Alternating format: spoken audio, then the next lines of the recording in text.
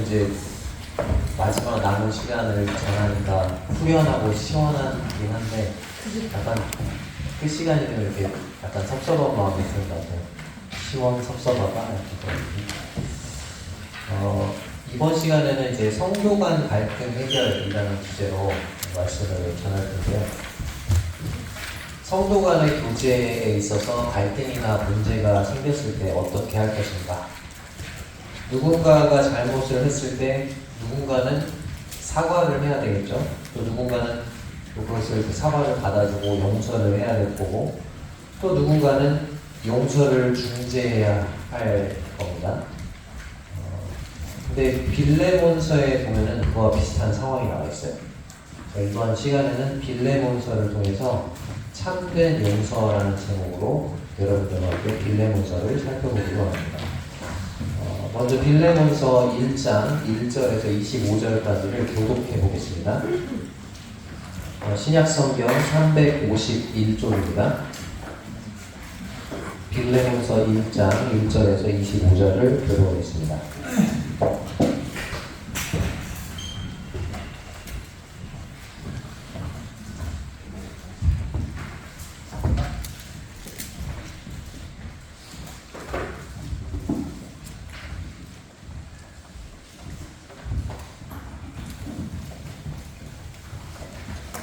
빌레몬서 1장 1절에서 25절까지를 교독해 보겠습니다. 제가 먼저 읽습니다. 그리스도 예수를 위하여 갇힌 자는 바울과 및 형제 디모데는 우리의 사랑을 받는 자요 동역자인 빌레몬과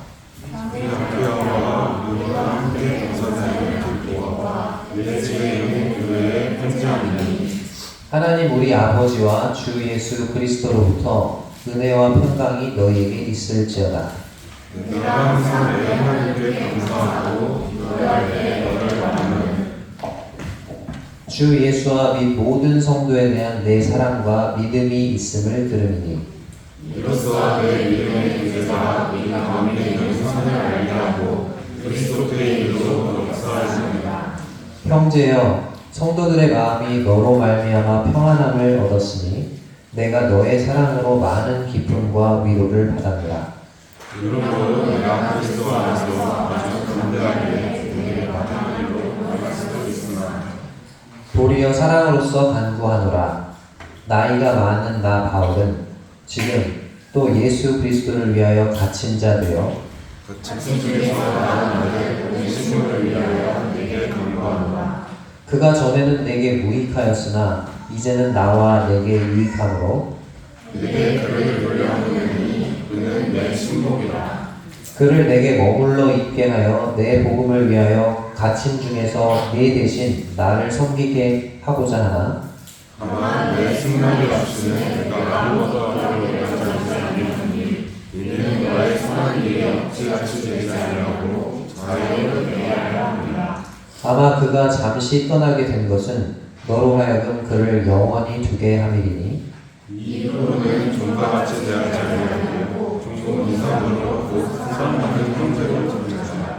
내게 특별히 불러가거든 하물며 육신과 주 안에서 상관된 매개라. 그러므로 내가 나를 동역자로 알진대 그를 영접하기를 내게 하듯 하고 그가 만일 내게 부정을 하거나 내게 기친 것이 있으면 그것을 내가 그로 계산하라. 나 바울이 친필로 쓰노니 내가 갚으려니와 내가 이외에 네 자신이 내게 빚진 것은 내가 말하지 아니하노라. 오 형제야, 나로 주 안에서 너로 말미암아 기쁨을 얻게 하고 내 마음이 그리스도 안에서 평안하게 하라. 나는 내가 순종할 것을 확신함으로 내게 썼노니 내가 말하는 것보다 더 행할 줄을 아노라. 오직 너는 나를 위하여 숙소를 마련하라. 너희 기도로 내가 너희에게 나아갈 수 있기를 바라노라. 그리스도 예수 안에서 나와 함께 갇힌 자 에바브라와 또한 나의 동역자 나가 안에서고 대마 누가가 만나느니라. 우리 주 예수 그리스도의 은혜가 너희 심령과 함께 있을지어다. 빌레몬서를 1절부터 25절까지 이렇게 쭉 읽어봤는데요. 여기에도 교제라는 단어가 나오죠. 어디에 나오죠?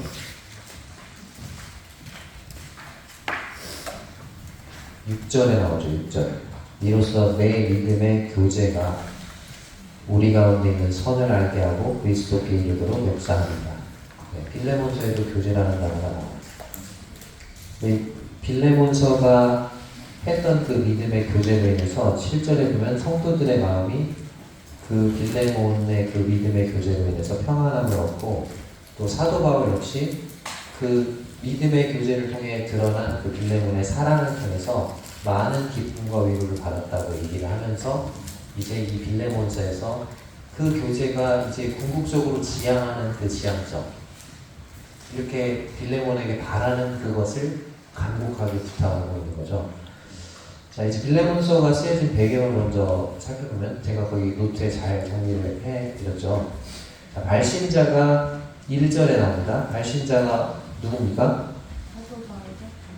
네, 사도 바울과 디모데라고 했죠. 그리스도 예수를 위하여 갇힌 자 된 바울과 및 형제 디모데는 이렇게 되어 있어요.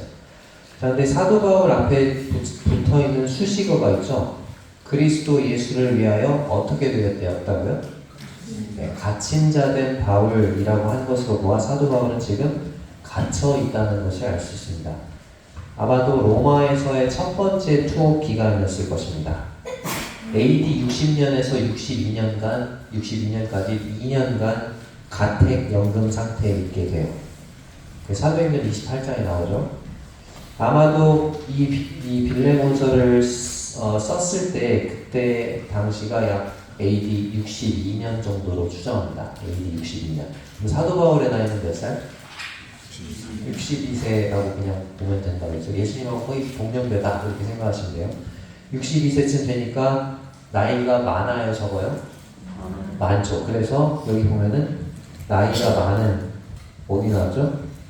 9절에 나왔죠. 나이가 많은 나 바울은 그러면서 내게 간구한다, 이런 얘기를 하고 있습니다. 자, 이 빌레몬서의 수신자는 누군가요? 1절과 2절에 나왔습니다. 자, 바울과 및 형제 디모데는 그러면서 우리의 사랑을 받는 자의 동역자인 누구? 빌레몬과, 그 다음에 자매 아비아와, 그 다음에 우리와 함께 병사된 아키포와, 그렇게만 보낸 게 아니고 내 집에 있는 교회에 편지하노니 라고 되어 있죠. 자, 빌레몬에 붙는 수식어 우리의 사랑을 받는 자의 동역자인 빌레몬이라고 한 것으로 봐서 빌레몬은 사도 바울과 디모데의 사랑을 받는 자였고, 사도 바울과 디모데의 사역을 돕는 동역자라는 걸 알 수 있죠.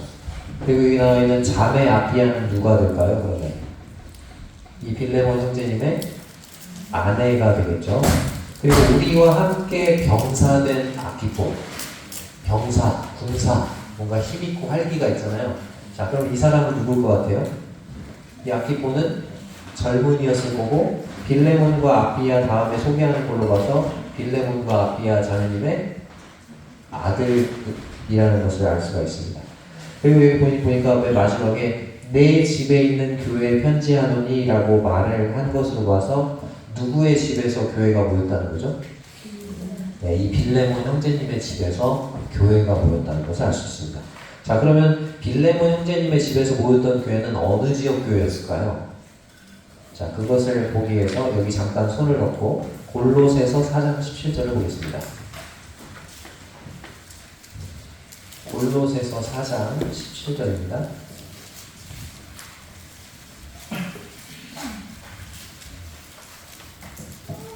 신약성경 328쪽입니다. 골로새서 4장 17절. 제가 읽겠습니다. 아키포에게 이르기를 주 안에서 받은 직분을 삼가 이루라고 하라. 자, 아키포라는 이름이 나왔죠? 자, 이 아키포는 어느 교회 성도일까요? 자, 지금 이 골로새서에 나와 있잖아요. 골로새 성도에게 보내는 편지가 골로새서인데, 이 골로새 교회에 보내는 편지에 아키포에게 당부하는 말이 나와 있으니까 이 아키포는 당연히 어느 교회 성도다? 골로새 교회 성도라는 걸 알 수 있죠. 자, 그러면 이 방금 빌레몬서에서 함께 편지를 받는 사람의 아버지 빌레몬과 어머니 아비아도 당연히 어느 교회 성도다? 골로새 교회 성도라고 볼 수 있죠. 자, 그런데 그 사도행전의 그 사도 바울의 전도여행 쭉 이렇게 나온 것들을 보면 사도 바울이 골로새에 가서 복음을 전했다, 그런 기록은 나오지 않습니다. 그렇다면 어떻게 이 골로새 지역에 복음이 전해지고 교회가 세워지게 되었을까요? 사도행전 19장을 보면 사도 바울이 3차 전도 여행 기간 동안 에베소라는 지역에서 놀랍게 복음을 전하는 모습이 나와요. 두란노 소원에서 2년간 복음을 전해서 소아시아 지역에 사는 모든 사람들이 다 복음을 들었다, 그렇게 나와 있습니다. 아마도 이때 그 에베소 근처에 있는 이 골로새, 그 골로새에 살고 있었던 빌레몬도 에베소에 왔다가 사도 바울이 전한 복음을 듣고 구원을 받고 골로새로 돌아갔을 것이고, 아마도 그때부터 골로새 교회가 시작되었을 것입니다. 누구 집에서요? 빌레몬의 집에서. 아마 빌레몬은 골로새 교회의 또 일꾼이었던, 여기 지금 함께 갇힌 에바브라가 나오는데 그 에바브라도 골로새 교회 일꾼이거든요. 함께 그 골로새 교회의 초기 멤버였을 거예요. 빌레몬 형제과 에바브라가. 자, 그런데 이 빌레몬서에 나오는 이 핵심 인물 중에서 골로새 출신이 한 명 더 있어요. 그게 누굴까요? 골로새서 지금 4장을 폈으니까 4장 9절을 보겠습니다. 4장 9절.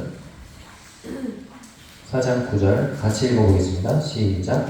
신실하고 사랑을 받는 형제 오네시모를 함께 보내노니 그는 너희에게서 온 사람이라.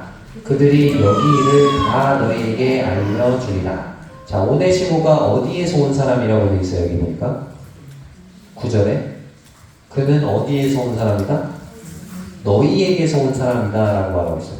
골로새 교회 성도들에게 그는 너희에게서 온 사람이야. 그러니까 이 오네시모는 어디 출신이다? 네, 골로새 출신이라는 것을 알 수 있죠. 이제 우리가 빌레몬서를 쭉 통해서 읽어보게 될 때 정확하게 좀 더 말하게 되면 이 오네시모는 빌레몬의 집에 있었던 노예였어요.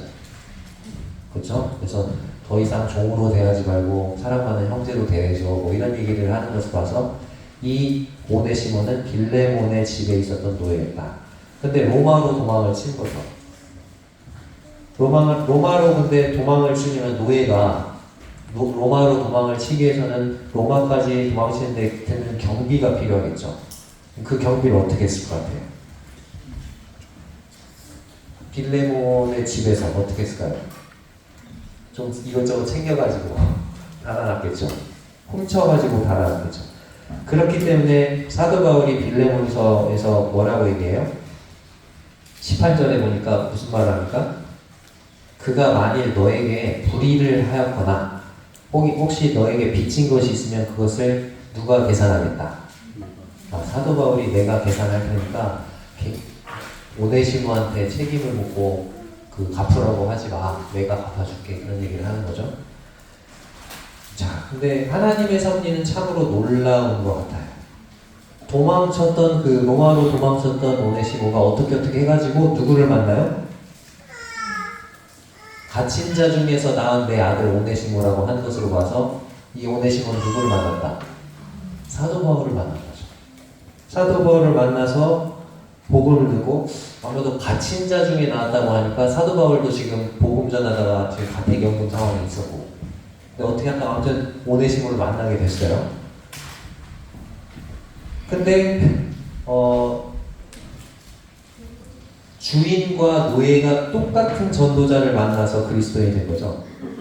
네, 주인인 빌레몬도 누구를 만나서 복음 들었어요? 네, 바울을 만나서 복음을 듣고 구원을 받았고, 노예였던 그 집의 노예였던 오네시모도 바울을 만나서 복음을 듣고 구원받았어요. 구원받은 시점과 장소는 다르죠. 빌레몬은 에베소에서, 오네시모는 로마에서 구원을 받았어요. 근데 이 두 사람을 똑같이 구원하시는데 사용하셨던 도구는 똑같이 누구예요? 바울이었던 거죠. 둘 다 바울이 전한 복음을 통해서 구원받았기 때문에 빌레몬이나 오네시모나 바울이 봤을 때는 믿음 안에서 뭐예요? 아들인 거죠. 믿음 안에서 아들인 거죠. 둘 다. 그렇죠? 그런데 방금 우리가 읽은 골로새서 4장 9절을 통해서 한 가지 더 알 수 있는 게 있어요. 골로새서 4장 9절을 보면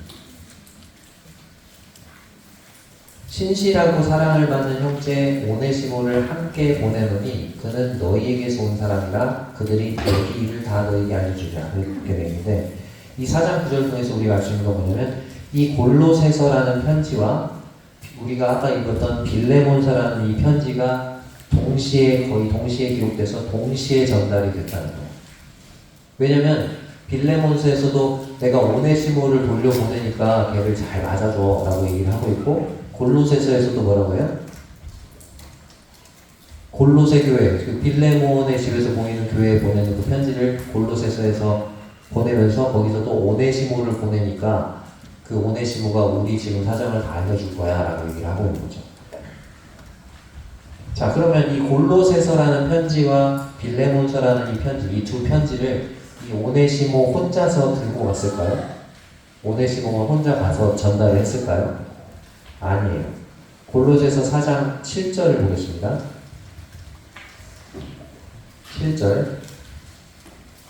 7절에서 9절을 한번 같이 읽어볼게요. 7절에서 9절 시작. 두기고가 내 사정을 다 너희에게 알려주리니 그는 사랑받는 형제요 신실한 일꾼이요 주 안에서 함께 종이 된 자니라. 내가 그를 특별히 너희에게 보내는 것은 너희로 우리 사정을 알게 하고 너희 마음을 위로하게 하려 합니다. 신실하고 사랑을 받는 형제 오네시모를 함께 보내노니 그는 너희에게서 온 사람이라. 그들이 여기 일을 다 너희에게 알려주리라. 자, 이걸 통해서 볼 때 골로새서와 빌레몬서 이 두 개의 편지를 누가 가지고 온 거예요? 두기고 형제님하고 이 오네시모가 함께 들고 골로새에 가서 골로새 교회에 이 빌레몬 형제님에게 전달을 했다는 거죠. 자, 지금까지의 내용을 통해서 토대로 상상력을 발휘해서 제가 약간 동화구연처럼 여러분들에게 한번 내용을 한번 각색해서 말씀을 드리겠습니다. 한번 들어봐 주세요. 때는 AD 62년 라이커스 계곡에 있는 작은 산골 골로새의 어느 집 대문 앞에 두 남자가 서 있다. 쾅쾅쾅 쾅쾅쾅 계십니까? 네, 잠깐만요. 누굴까요? 아비아장이네. 안에서 안주인의 목소리가 들려온다. 이 대문이 열리고 어머, 안녕하세요. 두기고 형제님. 여긴 어쩐 일이세요? 바울 형제님의 편지 두 통을 가지고 왔습니다. 하나는 골로새 교회 앞으로 온 거고 하나는 빌레몬 형제님 앞으로 온 것입니다. 아, 네. 안으로 드세요. 근데 이분은 누구시죠? 나 집 안이 익은데? 주인마님, 저 오네시모예요. 아니, 너는? 집 안으로 뛰어들어오는 큰 소리로 여보! 아, 왜 그래? 무슨 큰일이라도 났어? 잠깐 나와서 누가 밖에 와 있는지 보세요. 왜? 바울 형제님이라도 오셨어? 그게 아니라 우리 돈을 훔쳐 달아났던 노예가 돌아왔어요. 뭐라고? 지금 마당에 서 있어요. 그런데 이상하게 두기고 형제님이랑 같이 왔어요. 어쨌든 나가 봅시다. 아마도 이렇게 해서 빌레몬은 오네시모를 만나게 되었을 것입니다. 그리고 두기고가 내미는 두 개의 서신 골로새서와 빌레몬서를 받아보았겠죠. 아마도 먼저 자기에게 개인적으로 쓴 편지인 빌레몬서를 읽어봤을 것입니다. 그리고 그 편지를 읽으면서 왜 자기 집 마당에 두기고와 오네시모가 함께 서 있는지를 알게 되었을 것입니다. 이 빌레몬서 편지 내용의 핵심이 뭐죠? 이 빌레몬의 집에서 도망쳤던 노예 오네시모가 바울을 만나서 구원을 받았으니까 이제 이 오네시모를 용서하고 영접하라는 내용입니다. 믿음의 아버지인 바울이 자신에게 간곡하게 호소하는 이 편지를 읽고 빌레몬은 어떻게 반응했을 것 같아요? 여러분이 빌레몬이라면, 그리고 그 집 마당에서 그 편지를 읽고 어떻게 하셨을 것 같아요? 여러분이라면. 저는 제 생각에는 아마도 환하게 웃으면서 오네시모를 껴안아 주지 않았을까 그런 생각이 듭니다.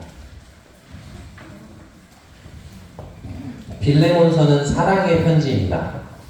사랑이라는 단어가 많이 나옵니다. 빌레몬과 오네시모 사이를 중재하는 바울의 모습을 통해서 우리는 하나님과 우리 인간 사이를 중재하시는 우리 주 예수 그리스도의 사랑을 발견합니다. 그래서 마르틴 루터는 빌레몬서를 두고 이렇게 말했어요. 여기서 우리는 어떻게 사도 바울이 불쌍한 오네시모를 위해 자기를 내놓고 자기가 가진 모든 수단을 사용해서 그 주인에게 그의 처지를 항변해 주는지, 그래서 마치 자기가 오네시모가 되어 빌레몬에게 그 모든 잘못을 저지른 것처럼 처신하는지를 보게 된다.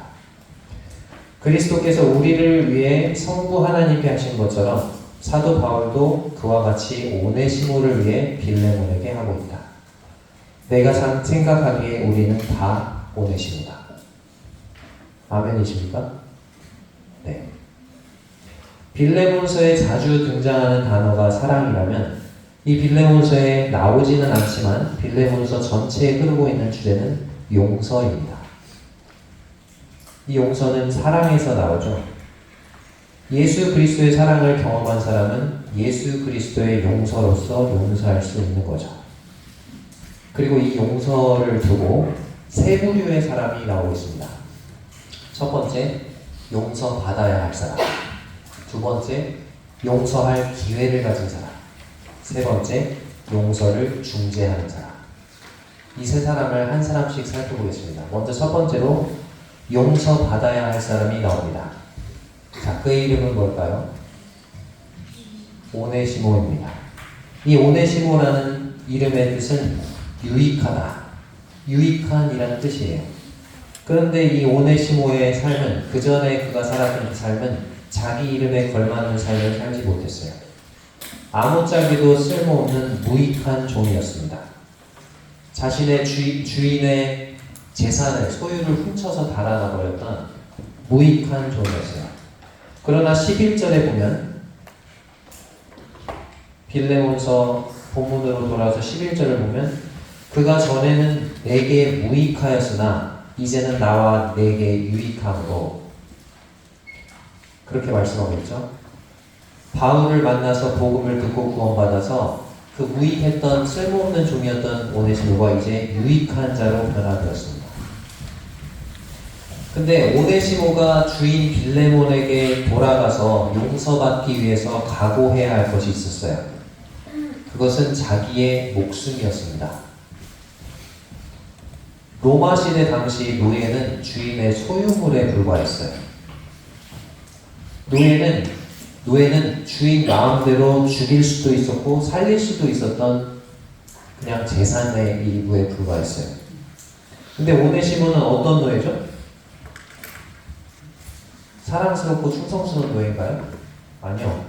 주인의 소유를 훔쳐 달아났던 노예였어요. 아무리 주인인 빌레몬이 그리스도인이라고 해도 오네시모의 얼굴을 다시 본다면 그 전에 당했던 일을 생각하고 화가 치밀어 오르지 않을까요? 주인이 홧김에 그 자리에서 죽일 수도 있는 그런 상황이었습니다. 성도님들, 구원받기 전에 내가 다른 사람에게 행했던 잘못은 구원받으면 어떻게 될까요? 예를 들어서 제가 구원받기 전에 돈을 떼먹고 도망을 갔다.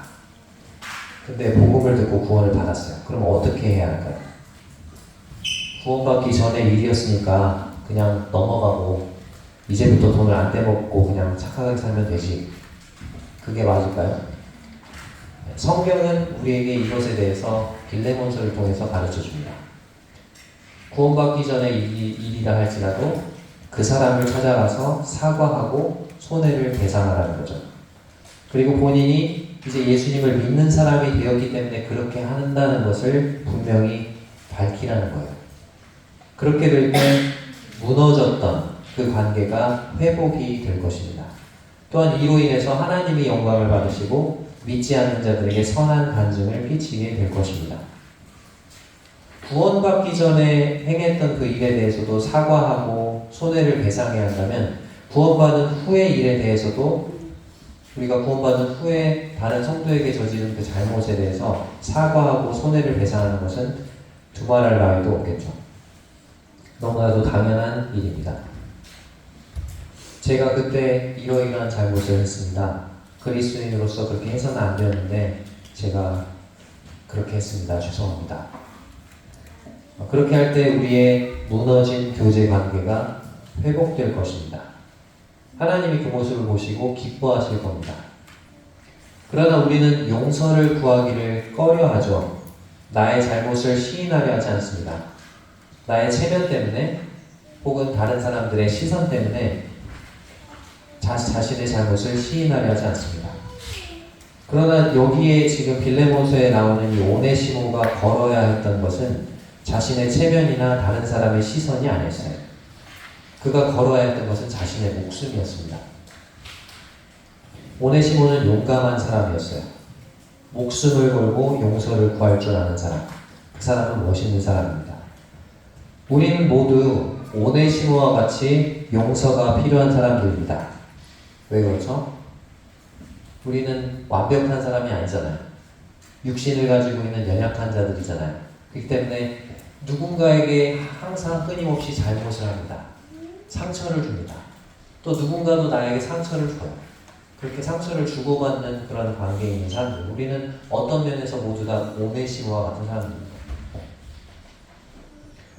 우리 모두는 누군가에게 용서를 구해야 하는 그런 사람인 거죠. 이 자리에 계신 여러분들에게 질문드립니다. 내가 혹시 용서를 구해야 할 사람이 있나요? 아직 용서를 구하지 못한 부분이 남아있나요?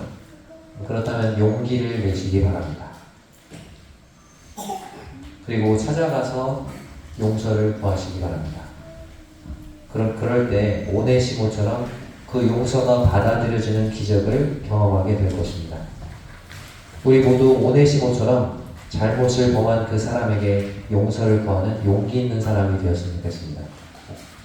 자, 이제 두 번째 사람을 살펴볼 텐데, 두 번째로 용서할 기회를 가진 사람이 나옵니다.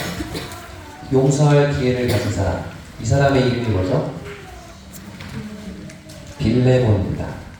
이 빌레몬이라는 사람의 이름의 뜻은 사랑하는 자라는 뜻입니다.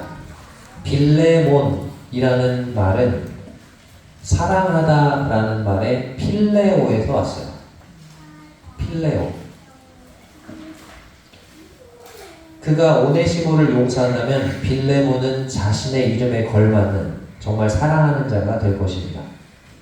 근데 이제 용서하는 입장에서 우리가 생각해야 할 것은 용서의 기준인데요.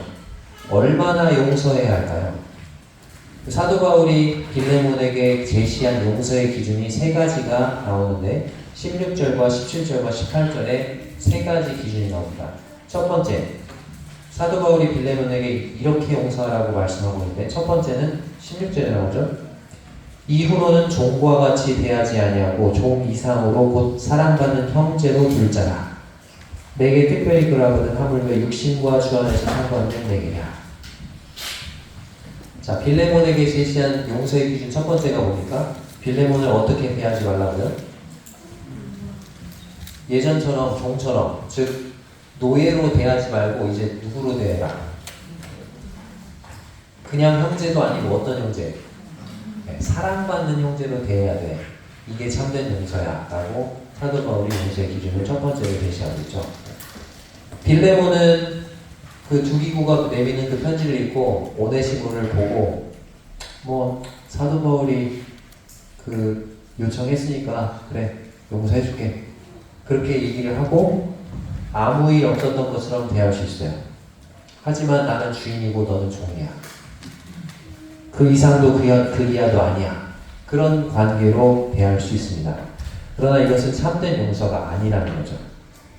빌레몬이 그 오네시모를 마음 중심에서부터 사랑받는 형제로 대할 때 이것이 참된 용서가 될 것입니다. 우리도 그러죠. 어떤 형제자매가 나에게 잘못을 범했어.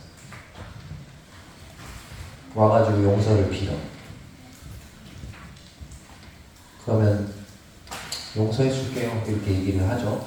용서를 한다고 그렇게 말을 하고 겉으로는 그 전에 아무 일도 없었던 것처럼 그렇게 대하는데 이제 그 형제나 자매를 어떻게 대하는 거예요? 교회 안에서 그냥 마주치는 사람 그 이상도 그 이하도 아닌 관계로 대할 수도 있는 거죠. 악수하려고 이렇게 막으면 피해서 저쪽으로 이렇게 가고 그 형제의 동선을 봐가지고 그 자매의 동선을 봐서 동선을 피해 다니고 교회에서 작은 교회는 그렇게 하기 쉽지 않은데 좀 큰 교회는 그러기 쉽잖아요. 군중 속으로 숨어들고 사라지고 그래서 그 형제나 자매를 계속 피하는 거죠.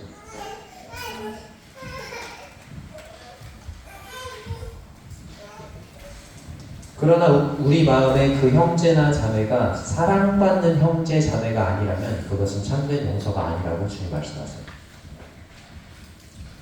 맞아요. 어려운 일입니다. 빌레몬도 그렇게 하기가 어려웠을 것입니다. 그러나 사도 바울이 빌레몬에게 제시했던 참된 용서의 기준 첫 번째가 이것이었어요. 자, 이제 두 번째 기준을 17절에서 제시합니다. 17절. 그러므로 내가 나를 동역자로 알진대 그를 영접하기를 누구에게 하듯 하라고요? 내게 하듯 하고.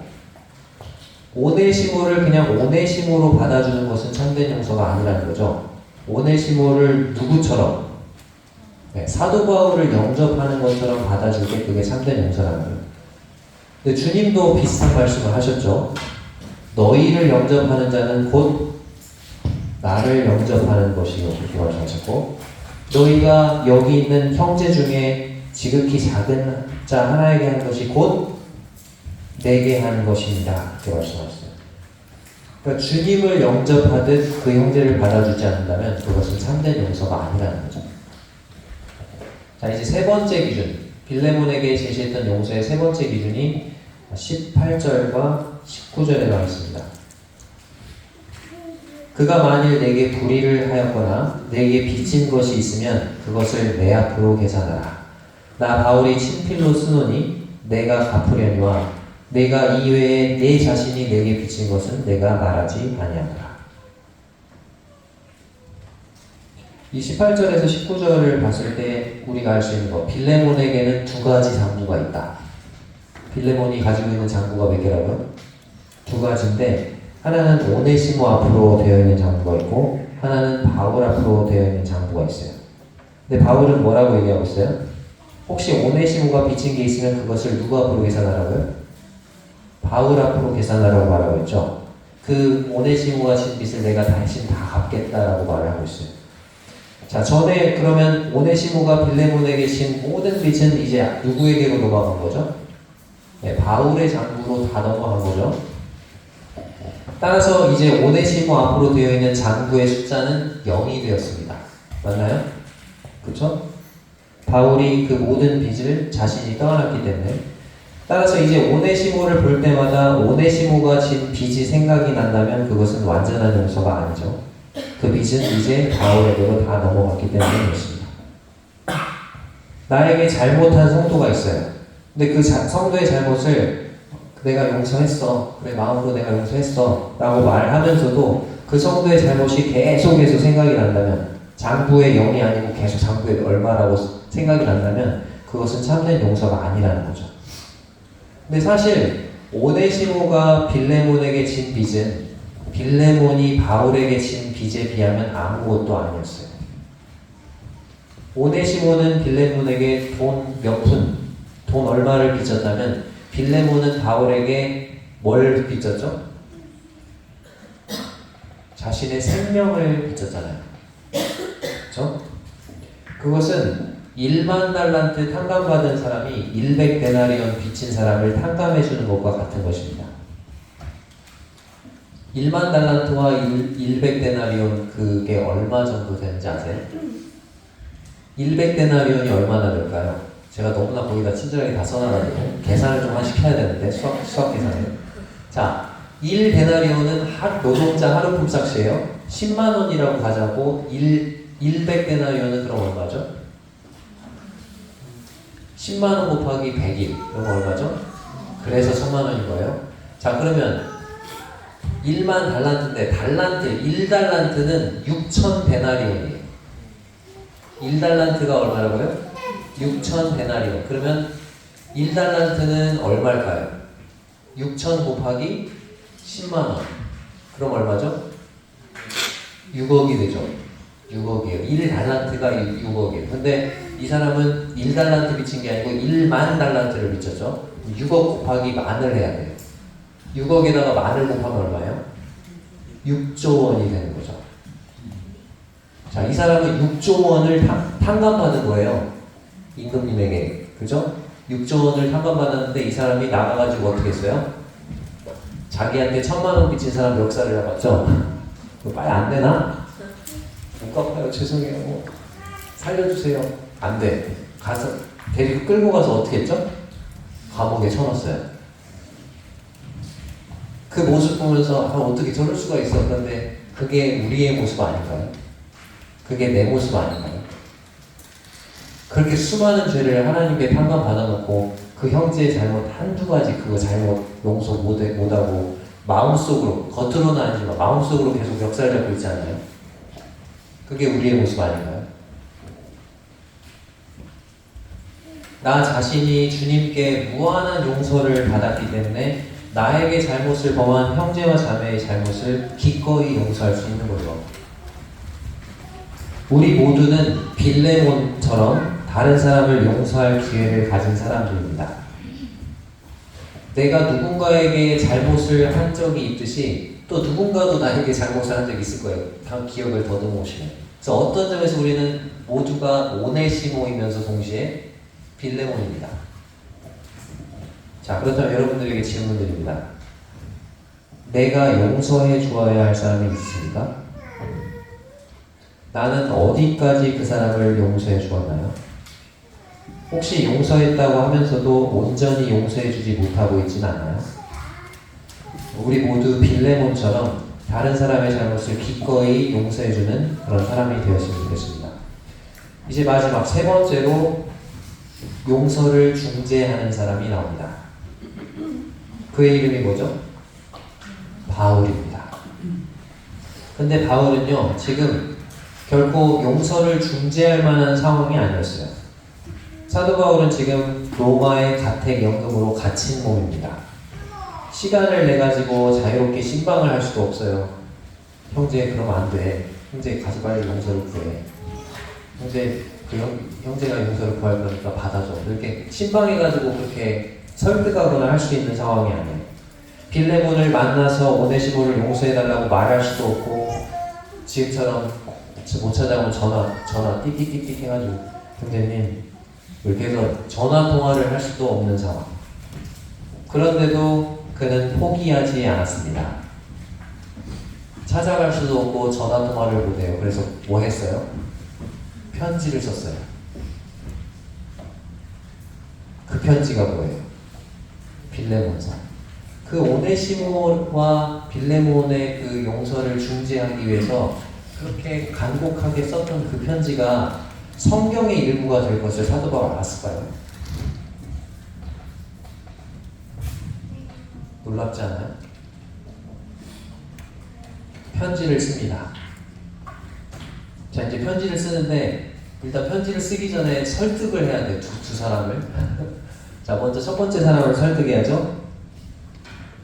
누구를 설득해야죠? 오네시모를 설득해야 돼요. 그렇죠? 오네시모에게 뭐라고 설득해야 돼요? 지금 로마에 있잖아요, 같이. 어디로 가라고? 골로새로 돌아가. 얘 주인인 빌레몬 찾아가. 용서를 구해야 돼. 그게 맞는 거야. 하나님이 원하시는 거야. 이렇게 설득을 해야 되는 거잖아요. 자, 그러면 처음에 오네시모에게 뭐 구원 받자마자 바로 그 얘기를 꺼내진 않았겠죠. 구원 받고 뭐 2년 전에 얘기를 하다가 구원받으려 하다가 골로새 출신이야? 그래? 나 거기 아는 사람이 있는데 빌레몬이라고? 지금 그 집에서 노예였는데 이런 얘기가 나오고 막 약간 정적이 흐르고 어색하게 그랬다가 이제 그거를 알게 되고 간증을 하고 뭐 이제 알게 됐겠죠. 그리고 시간이 지나고 뭐 하다가 이제 어렵게 그렇게 얘기를 꺼냈겠죠, 사도 바울이. 처음에 오네시모에게 골로새로 돌아가서 옛 주인인 빌레몬에게 가서 용서를 구하라고 권면을 했을 때 오네시모가 바로 예, 알겠습니다. 그랬을까요? 목숨이 걸린 일이라고 했죠. 그러니까 섣불리 예라고 하지 않았을 거예요. 주저주저 했을 거예요. 아, 그래도 저 좀 생각 좀 해볼게요. 그래서 계속 미뤘을 것 같아요. 근데 이제 오네시모를 격려하는 거죠. 빌레몬은 착한 사람이야. 그러니까 네가 용서를 빌면 받아줄 거야.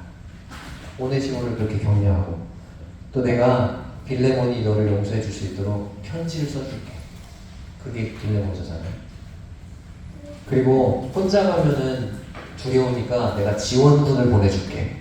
누구를 함께 보내요? 두기고 형제를 함께 보내줄게. 두기고 형제가 잘 얘기해 줄 거야. 그렇게 오네시모의 마음을 격려하고 그렇게 해가지고 간신히 이제 누구를 설득했어요? 오네시모 설득했어요. 이제 가서 용서를 구할 거예요. 자, 이제 누구 설득해야 돼요? 용서할 기회를 가진 사람 빌레몬을 설득해야 되잖아요. 얼굴도 볼 수 없어요. 편지로만 해야 돼요. 그래서 사도 바울은 구구절절한 사랑의 호소가 묻어나는 편지를 썼습니다.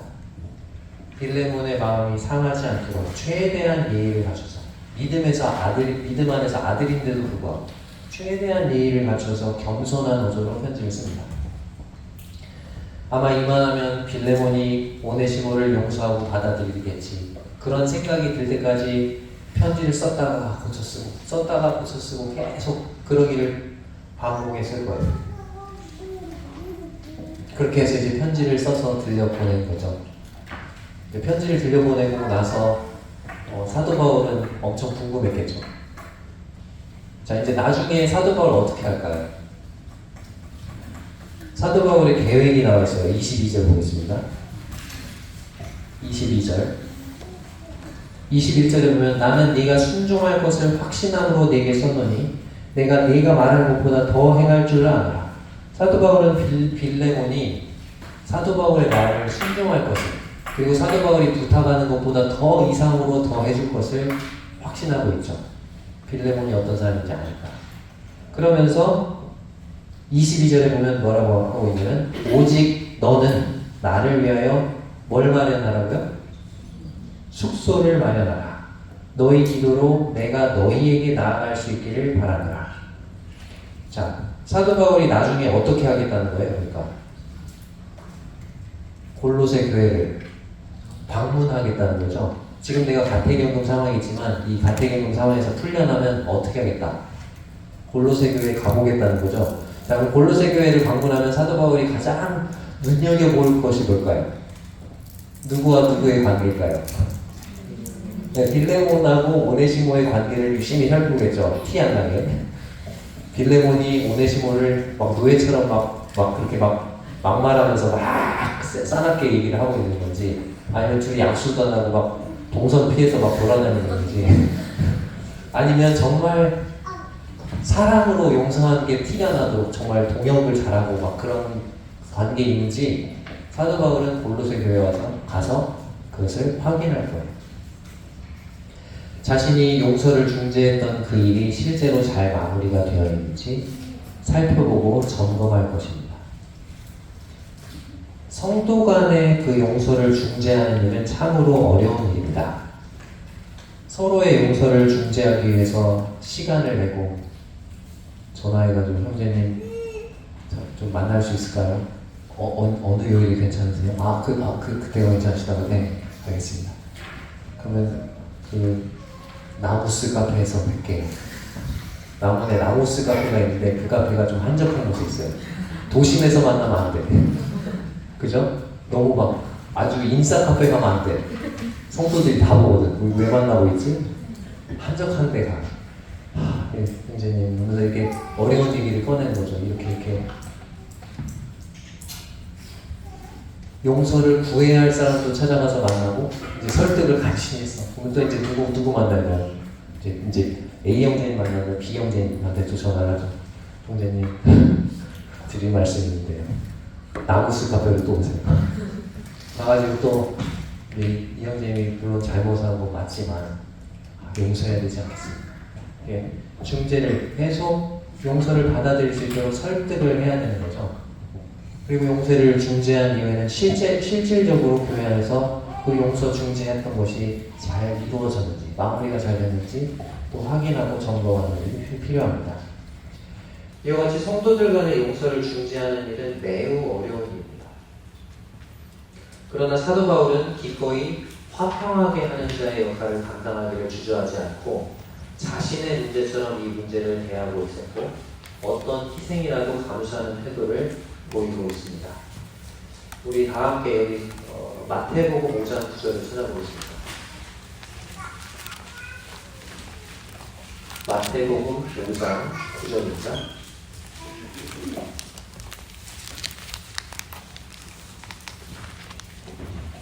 신약성경 5쪽입니다. 5페이지. 마태복음 5장 9절. 같이 한번 읽어볼까요?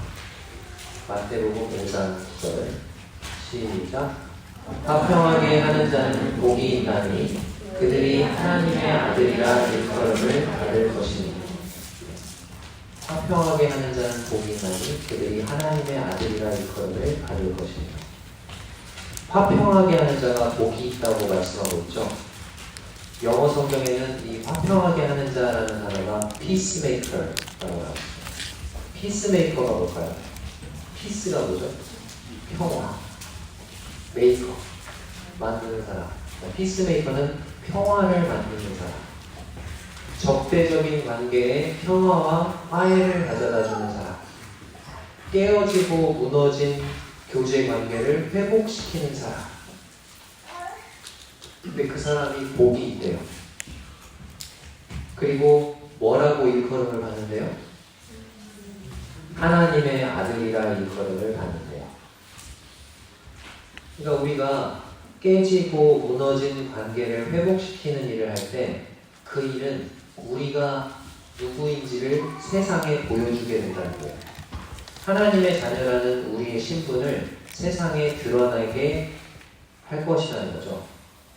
세상은 우리가 깨지고 무너진 관계를 회복시키는, 화해시키는 그런 피스메이커의 역할을 할 때 세상이 우리를 보고 그래, 바로 저런 사람이 하나님의 자녀지.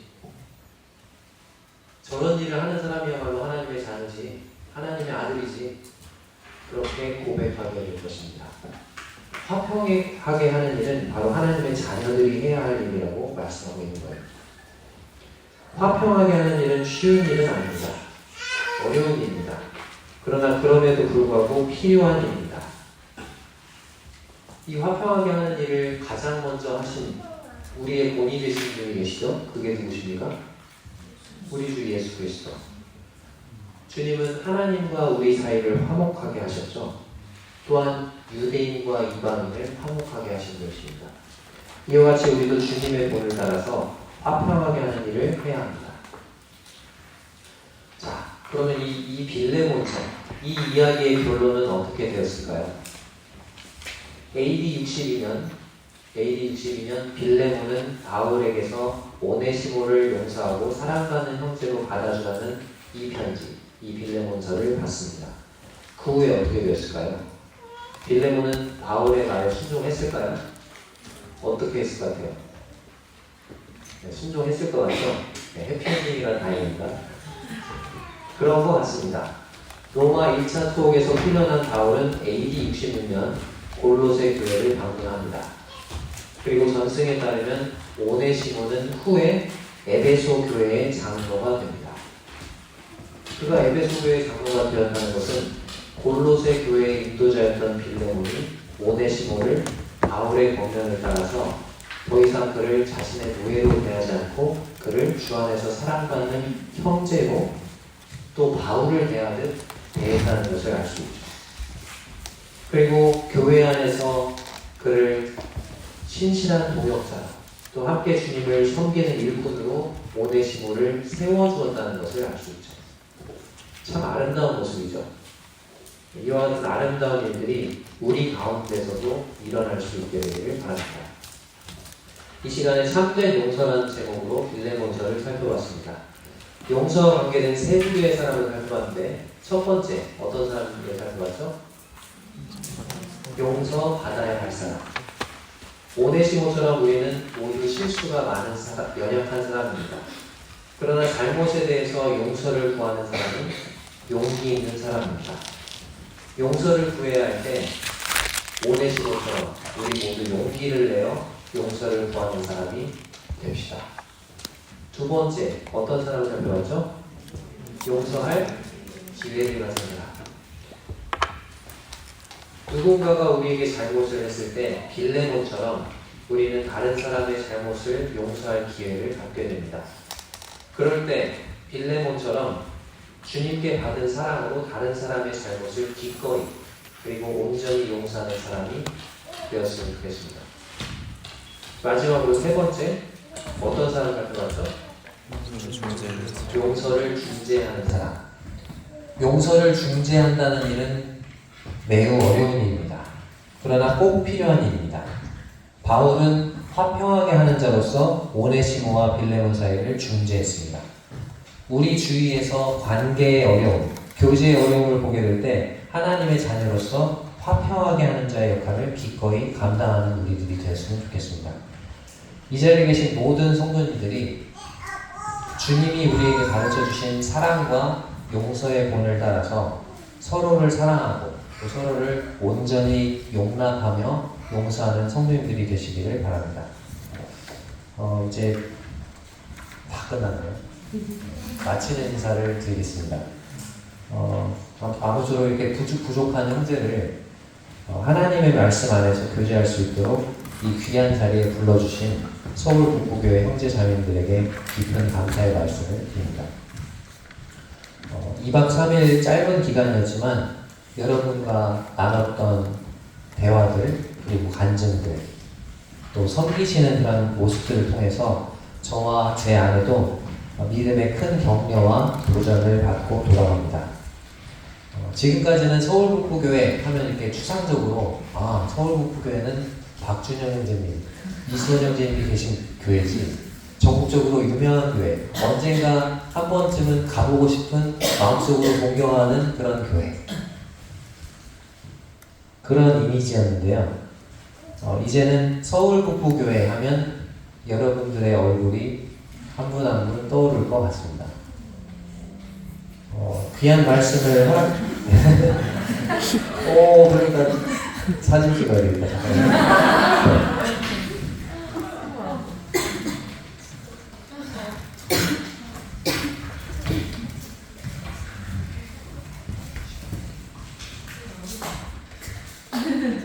나오는데요. 그냥 밋밋하게 찍지 마시고 이거나 이런 거 해주시면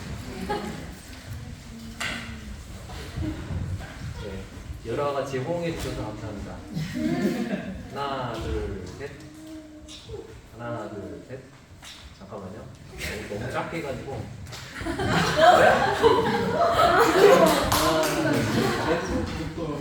하나, 둘, 셋. 이게 섭섭하니까.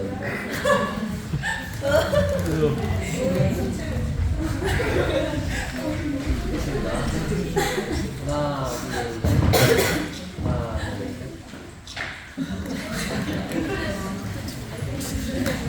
네, 감사합니다. 귀한 만남과 교제의 시간을 허락해 주신 주님께 감사를 드리고요. 남원에 돌아가서도 여러분들을 기억하도록 하겠습니다. 이 자리에 계시는 우리 사랑하는 형제 자매님들 모두 하나님과 긴밀한 교제 가운데 주님을 더욱더 닮아가시고 또 성도들과의 풍성한 교제 가운데 주님을 신실하게 섬기시는 그런 귀한 성도님들이 되시기를 간절히 바라면서 이상 모든 말씀 시간을 마치도록 하겠습니다. 감사합니다.